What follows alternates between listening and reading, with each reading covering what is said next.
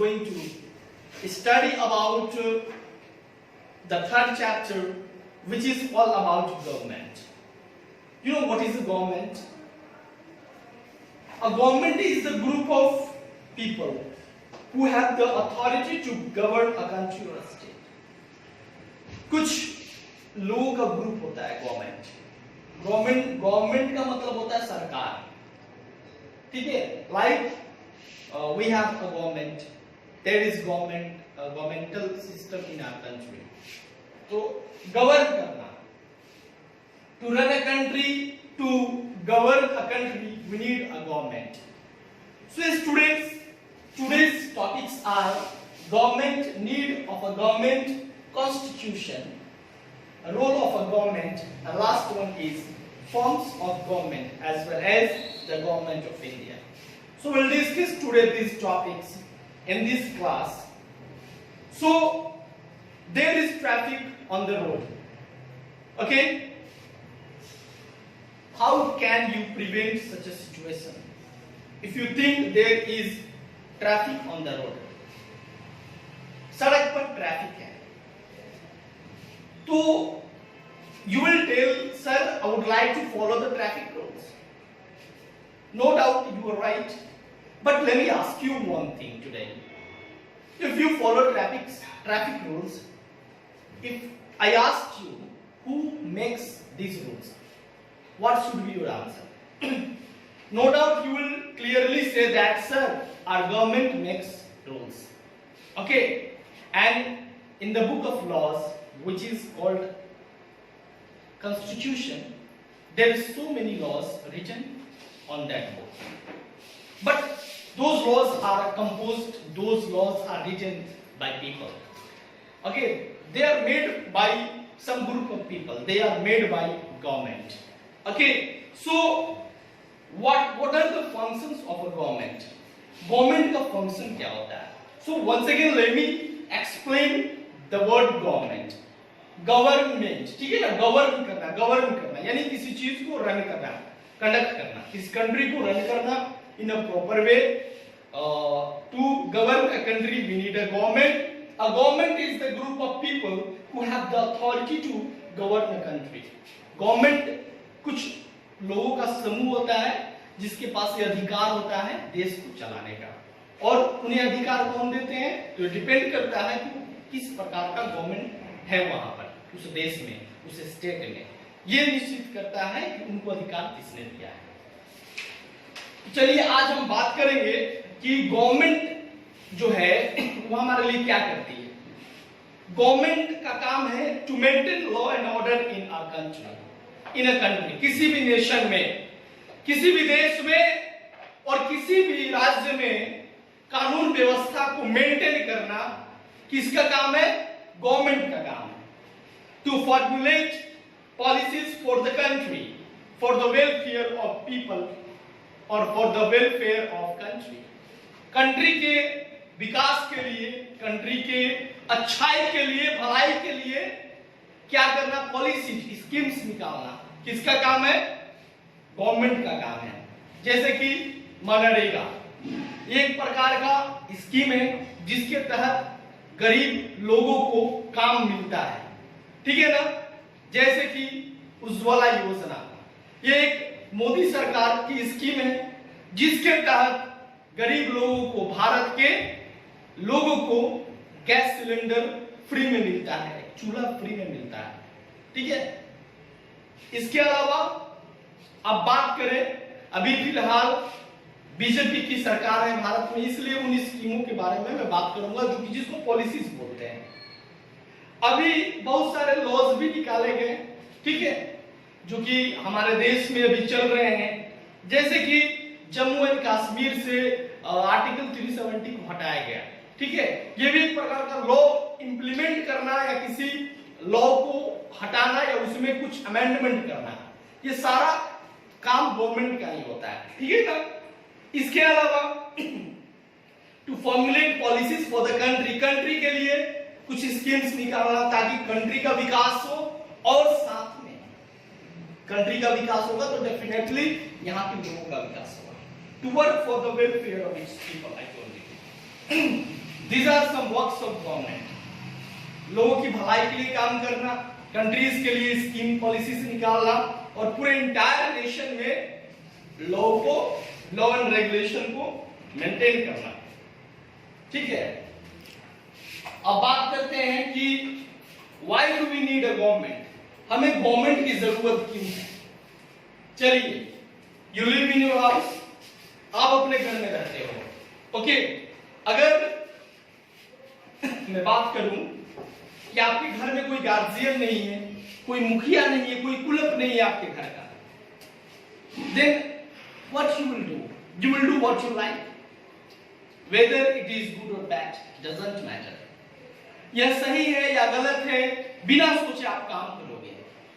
So even a single house with little family, with a very little number of members of family, यानी जिस घर में काफी कम संख्या में लोग रहते हैं, उसको भी रेगुलेट करने के लिए, उसको भी प्रॉपर तरीके से चलाने के लिए you need to make some laws, and those laws must be made by head of the family.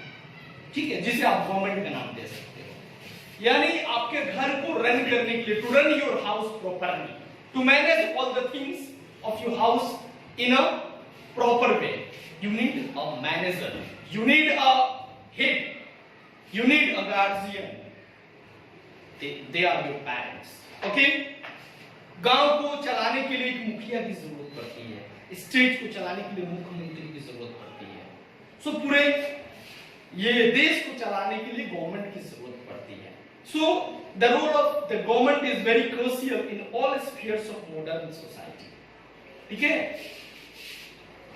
Law should govern, यानी लॉ को क्या करना चाहिए, लॉ को भी प्रोटेक्ट करना है, तभी जाके हम लोग भी प्रोटेक्ट रहेंगे। इसके बारे में हम बात करेंगे आपसे, ठीक है।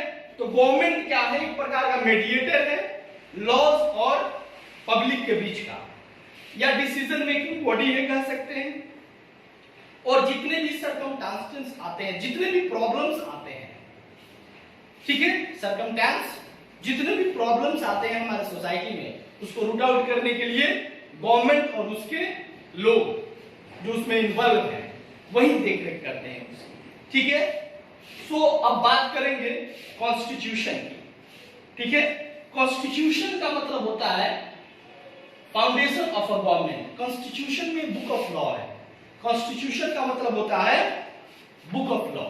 जैसे कि भारत का कॉन्स्टिट्यूशन है, संविधान है, नियमों का किताब है, and a constitution is responsible how to run a country. This all things are written in a constitution. Constitution में लिखा होता है कि एक देश को कैसे चलाना है, कोई अच्छा काम करता है तो उसका उत्साह कैसे बढ़ाना है, कोई गलत काम करता है तो उसको पनिशमेंट कैसे देना है। So I can clearly tell you a constitution is the system of laws and basic principles by which a state, a country or an organization is governed. मतलब कि constitution एक लॉज ऑफ सिस्टम होता है। क्या system होता है, किसका, laws का और बेसिक प्रिंसिपल का, जिसके आधार पर एक स्टेट को, एक कंट्री को या फिर एक किसी संस्था को हम चलाते हैं, गवर्न करते हैं। With the help of this laws, power and authority get distributed in a country. मतलब कि ये लॉज, पावर, अथॉरिटी सब कुछ कॉन्स्टिट्यूशन में मेंशन किया जाता है कि किसको कौन सा अथॉरिटी देना है, किसको कौन सा पावर देना है, किस लॉज को कहां पे इंप्लीमेंट करना है। Every governing institution must abide by the provisions of the constitution. और जितने भी सारे ऑर्गेनाइजेशन है, इंस्टीट्यूशन है, उनको उनके नियमों के हिसाब से चलना होता है, ठीक है। So there several types of constitution in the world. पूरे विश्व में बहुत प्रकार के कॉन्स्टिट्यूशन है। Some of them are written and some of them are non written, unwritten. कुछ रिटन है, कुछ अनरिटन है, कोई रिजिड है, कोई फ्लेक्सिबल है। अब ये समझते हैं कि रिजिड क्या होता है, फ्लेक्सिबल क्या होता है, रिटन क्या होता है, अनरिटन क्या होता है। रिटन अनरिटन तो समझ सकते हैं, जिस कंट्रीज के का कॉन्स्टिट्यूशन रिटन फॉर्म में है वो रिटन कॉन्स्टिट्यूशन है, और जिस कंट्री का कॉन्स्टिट्यूशन रिटन फॉर्म में नहीं है वो अनरिटन कॉन्स्टिट्यूशन है, और वो फ्लेक्सिबल भी हो सकते हैं या रिजिड भी हो सकते हैं, बात करते हैं उसके बारे में। But the constitution has certain fundamental principles that deal with conflicts, यानी कि कॉन्स्टिट्यूशन में कुछ सर्टेन निश्चित रूल्स होते हैं, प्रिंसिपल्स होते हैं। द कॉन्स्टिट्यूशन ऑफ यूएसए का कॉन्स्टिट्यूशन, कनाडा का कॉन्स्टिट्यूशन, फ्रांस और इंडिया का, ये सब सारे देशों का, नेशंस का कॉन्स्टिट्यूशन जो रिटन फॉर्म में है। लेकिन जो यूके का कॉन्स्टिट्यूशन है वो अनरिटन फॉर्म में है। किस फॉर्म में है? तो all written constitutions are mostly rigid.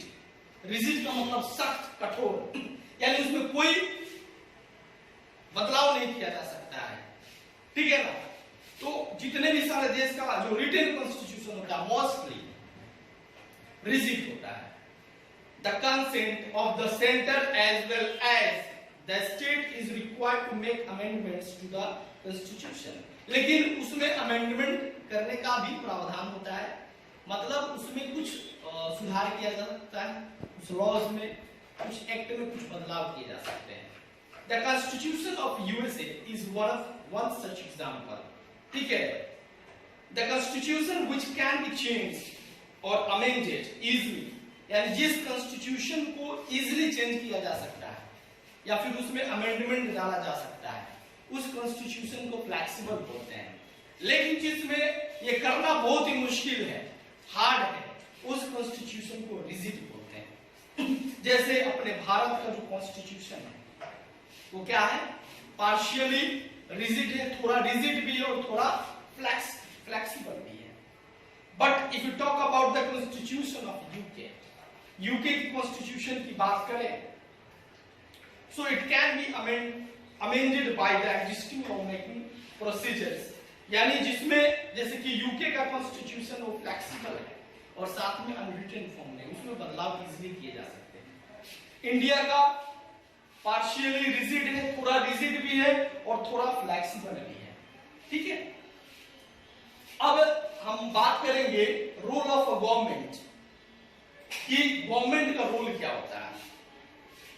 जैसे कि फादर और mother runs your country and आपके पेरेंट्स आपके लिए काफी इंपॉर्टेंट होते हैं आपके लाइफ में।